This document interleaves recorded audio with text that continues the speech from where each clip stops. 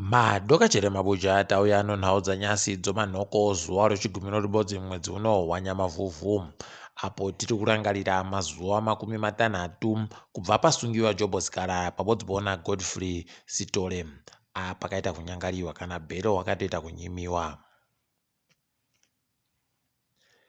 Bato roCCC riri kuratidza kuti ratsvaka rikaona kuti vanhu varikufanira kuti vafundzisiwe zvakanyanya nyaya yekuvhota kuti kwakanakirei pabodzi bono kuti izvi zvinoda kuti zviitike kana vanhu vachinge vavhota. Izvi zvaburika mumasoko areketeka naiye Fadzai Mahere paanga ari kureketa kuti vanhu vanofanira kuti vanyepiwe zvese zvine chekuita nesarudzo zviite pachena chaipo sezvakaitika kuKinya. Agopa muenzaniso achitiwo kuKinya vanhu vese vanga kuziva zvinofanira kuitika pabodzi pauno kutoti iro zeki yokuKinya yatoita kunakidza vanhu nokuti yabva yandoisa zvese zvimapepa zvakafanana nomavhiki 11 aya akaita mbiri gore ra2018 padande mutande kuti munhu wese akwanise kuyaboya achibva aita zvokutsvaka ega nemanhamba acho aanoda kuti atsvake.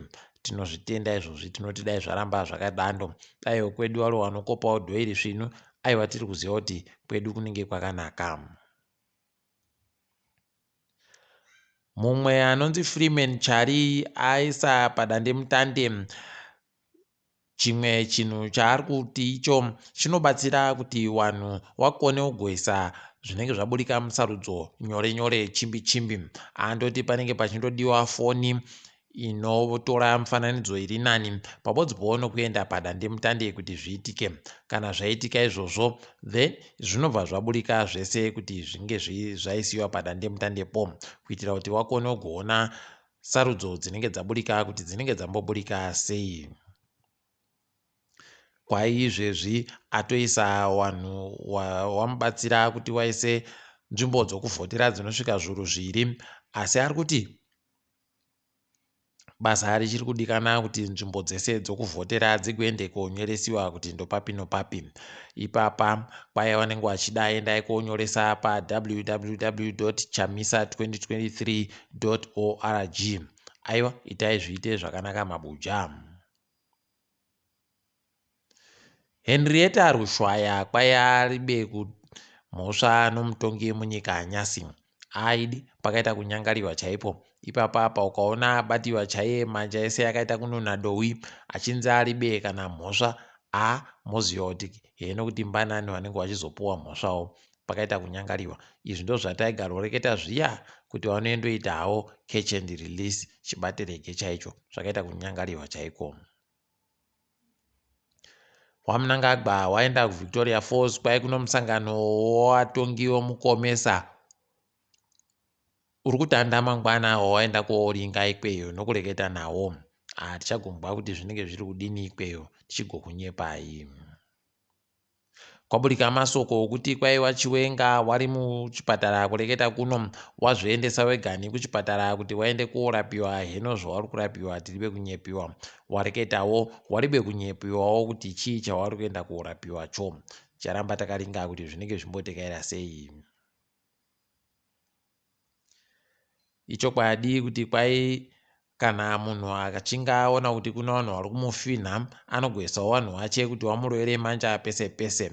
Izvezvi kureketa kuno muwana murairidzi kwai kuno vamwe waburika vachireketa kuti wanosangano ravo rinomiririrawo wana murairidzi rakanzi iro Teachers for ED zviri kureketa kuti zvese zvanga zviri kuitika zvese zviya pachiribe kana chibodzi chatekaira kana vadari ivava pakaita kunyangariwa chaipo.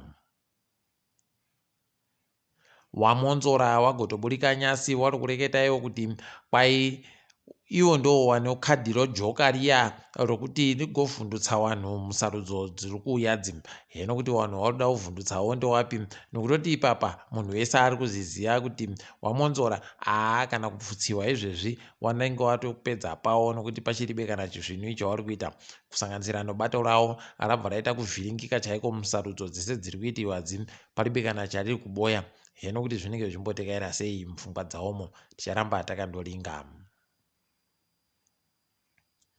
Ichokwadi chagoreketekana wakuru kuti kwai ropa romunhu rinotsakatika mahara. Izvezvi kwai kupfako mumwe muZimbabwe anga ari bemapepa muSouth Africa kunzvimbo yoLimpopo kwaitoisa wamwe wanamupurisa pamushishi kureketa kuno sangano rinoringa kusenza kwanamupurisa muSouth Africa roIPID kwaida kutoferefeta izvezvi kuti chii chakamboitika kuti muzimbayu apfe. Pakaita kunyangariwa ipapa panogona kubvisiwa vamwe apa pokare nhongozi aidi pakaita kuoma chaiko. Sangano rinowira kodzero dzevanhu riri romagweta reZimbabwe Lawyers for Human Rights kwai ragoreketa kuti mutemo unoda kuisiwa wekuchinjurudza masandiro zvinochekuita nowatongi kutongiwa kwevanhu unokonzeresa kuti vanhu wasaike kutongiwa zvisvinu. Kwai mutemo uyu ukaisiwa wakadandi vanhu vanenge vachindoerekana andombunyikidziwa kodzero dzavo dziribe kana munhu anotsigira kana kuremekedza ndo zvinenge zvichiitika. Hino kuti zvichatetekewa chere kana kuti vachatoramba wakatosimba pane zvavange vachida kuitazvo. Tiri kufara kuti kwaino bhangi rohurumende Reserve Bank kwai izvezvi kubva patanga gorepa kusvika izvezvi goridhe rabuditsiwa munyika muno raunziwa kumahofisi kwawoko rinoita makirogiramu zviuru 17 ano mazana mapfumbamwe nomakumi mana 18,940 kg. Apa pagoridhe irori kwai makorokoza anoita zvokuchera goridhe wasiri makambani makuru wakaunza zviuru 10 nomazana mana nomakumi mana noina 11,444 kg. Tiri kuramba tichizvitenda chiwarwera manja kuti wari kukona idi. Wamangunja nyasi wagopa mureketo wawo pakati nopakati pogore unochikuita nokuringa kwokutekedzwa nomamiriro ozvomari yonyika. Izvezvi wagotoreketa kuti makambani akubvumiwa manje kutenga mari yomunyika, mari yokunze kwanyika inosvika zviuru 20. Apawo pokare wakagoreketa kuti nonyaya yekuti mangwenjere egoridhe aye ari kuramba achibvunziwa nevanhu vari kuyada wakuzonhadzira mamwe ari madiki nemadiki anogoridhe shoma kwai rinenge richiita chidimbu hafu yoaunzi pabodzi pauno rimwe rinenge ichiita kota yoaunzi pabodzi pauno kamwe kachidimbu kogumi koaunzi ribodzi kavanenge vachitengesera vanhu kwai tiri kuita kuti munhu wese akone kugoboya iyo mangwenjereya. Hino mabi angu ticharamba takaringa. Tiri kufara kuti kwai kuno kamwe kagwicho kari kusimukira munozvobhora kanonzi Shumaira Mheuka kaakutambira kuchikwata choChelsea. Tiri kufara nazvo dai katoita kusimudza mureza wedu. Idi magwicho ese ari kutambira Ngirandiya akaita zvinomusoro aiwa peno chikwata chedu chingandopfumvurawo chikagotanda kuenda kumutambo yopasi rese mumakore anoteera. Tiri ngedzo pasi rese. Gurukota rozvokutekedzwa kwezvinhu munyika yeSouth Africa ragoreketa iro kuti kwai izvezvi vanhu vokubangladesh nokupakistan kutanda kwomwedzi uno waakufanira kuti wange waino vhisa kunyange wachida kundomira munhandare wachibva wapfuurira nokuti wanyanya kupoya wachipinda munyika medu wachikonzeresa. Heno mabi angu pakaita kunyangariwa chaipo zvaakuita kuoma izvi. Woko EU wazobvuma kureketa noSouth Africa wakabvumirana kuti makondena anga aendesiwa nomaranjisi nomanachisi nozvimwe zvakadando achibvumiwe kupinda kuEurope. Kwai izvezvi wange waita nguva kutoita mwedzi miiri chaiyo makondena andoripo aribe kuendesiwa kwaarifanira kuenda. Idi zvakaita kunyangariwa asi tiri kufara kuti wazobvumirana kuti zviite. Dhamu ranetsa roEthiopia Grand Renaissance Dam kwai ragotanda izvezvi kubudisa magetsi anoita mamirioni wamawati 540 kureketa kwaNyasi. Tiri kuzvitenda izvo tamirira kuti parinopedziwa ritande kubuditsa mamwe akawanda kuti nyika iyi peno ingapfumbure Afrika yese ikaitawo zviri nani. Tamirira dhamuro paKongo kuti rigoisiwawo zviite zviri nani.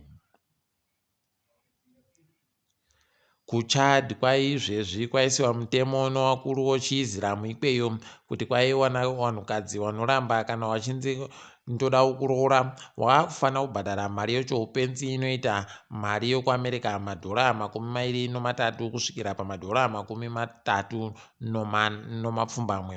kana wari warume kwai wakufanira kubhadhara $15 wokuamerica. Pakaita kunyangariwa dai wamwe kwedu waenda ikweyo peno ndokutoti watoroorewo zvakaita kunyangariwa chaiko kuri banoramba. North Korea kwai yagoreketa iyo kuti yakunda chirwere chodziwa mupengo nokuti mukuru wacho wokuNorth Korea ko akapona pachiri. Pakaita kuoma idi rekai tiseke hedu ana Mhanduwe, asi zvimwe zvacho zvakaita kunyangariwa. Kukinya #Kenya decides ichiri kuenderera mberi, wazeki yeikweyo yagoreketa kuti kwai izvezvi wanonga wareka hawo paparika nokutoti zvinhu zvirimo mugwara rakanaka. Ticharamba takaringa kuti zvinenge zvichiita sei, tandomirira izvezvi kuti wachiti nyepe kuti mbanani wagoita zvokukunda musarudzomo. Tiri ipapo mabuja, tadifamira pano. Ndini wenyu Mhanduwe WeNhau, enzewai zvisvino.